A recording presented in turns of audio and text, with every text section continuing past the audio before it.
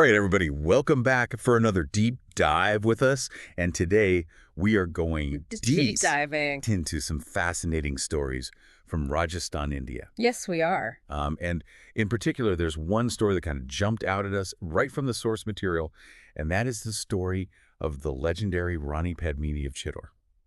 Absolutely. And I think it's a story that, I mean, it kind of has everything, you know? You've got beauty, you've got bravery, you've got a really kind of dramatic historical event Absolutely. that I think really still kind of shapes the way people see Rajasthan even today. For sure, for sure. And what I find really interesting about this story is that it's one of those where it's like a legend, but it also gives us a lot of insight into kind of the culture and the values of the people Yeah. at that time. I think that's a really important point to highlight because, we're talking about the Rajput warrior class, right? Who are Yeah. this really powerful group in medieval India, and they were known for being incredibly fierce and independent, a really strong code of honor. And the story of Padmini kind of sits right in the middle of that world, but it also tells us something about the role of women Yeah. in that society. So it's more than just a fairy tale or just a legend. I think it really speaks to some deeper truths. Right, for sure. And okay, so let's set the scene a little bit. We're in 14th century Chittorgarh, Okay. which is it's a magnificent fort in Rajasthan if you've ever seen pictures. Yeah. It is absolutely incredible to look at. Oh, yeah, it's stunning. And Rani Padmini, she was the wife of the ruler, and she was legendary for her beauty. But what I thought was really interesting is that the source material also emphasizes her intelligence and her courage. Right. And those two things aren't always, Yeah. seen together. So that's what makes Padmini so intriguing. Right. Right. I mean, think about it. She wasn't just some beautiful queen tucked away in a tower. Right. Sources describe her being involved in political discussions in military strategy. I mean, she was a powerful figure Right. in her own right. It really challenges the stereotypes. Yeah. Absolutely. So then enter Alauddin Khilji, who was the Sultan of Delhi at the time. Yeah.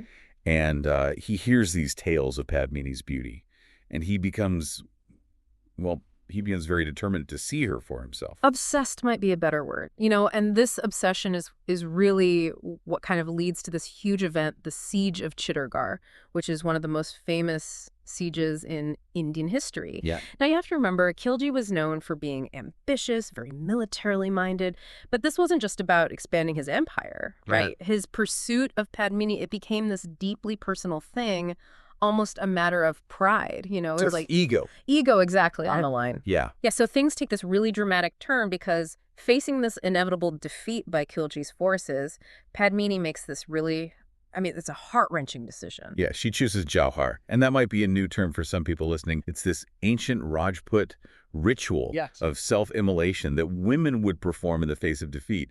And the idea behind it was to protect their honor rather than be captured by the enemy. Now, it's definitely a really powerful and controversial act, even today. For sure.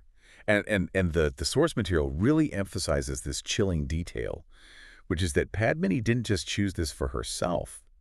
She led hundreds of the court's women in this act. It's just incredible when you try to imagine that scene, and it's hard to even wrap your mind around, but it speaks to, her influence and the intensity of the situation. But it also raises some tough questions for us thinking about it today. I mean, some people view Jauhar as this incredible act of defiance this way for women to take control in this just horrific situation. But others see it as this tragic consequence of having no other choice. Yeah. A product of a time where, women's lives were so closely tied to the men around them. Absolutely. I think it's a really difficult concept to grapple with for sure. But shifting back to the kind of the bigger picture of Padmini's story, this sacrifice, this ultimate act of defiance, it became a symbol, right? Oh, absolutely. It's almost like her personal tragedy became this symbol for the entire story of Rajput resistance. And it became this embodiment of their unyielding spirit.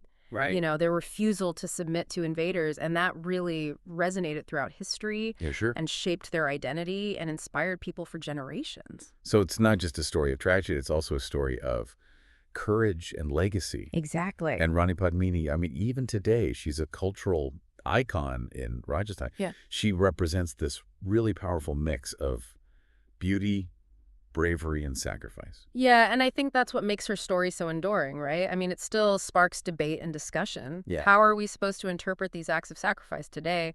Were they acts of empowerment, or were they just products of their time? Yeah. I think these are questions that are really worth thinking about, and I think they remind us that history is never simple It is not. or straightforward. Absolutely not. Yeah. It really makes you think, and this is just one story from the rich history of Rajasthan. I mean, it makes me want to go explore more, learn more about their history, their culture, maybe even visit Chittagong myself someday. I would highly recommend it. Seeing those forts firsthand is just incredible. Yeah, put it on the bucket list. Mm. All right. Well, that is our deep dive for today. Hope you enjoyed this little journey into the world of the legendary Rani Padmini. And until next time, keep exploring and keep those questions coming. Absolutely. We'll see you later. Bye.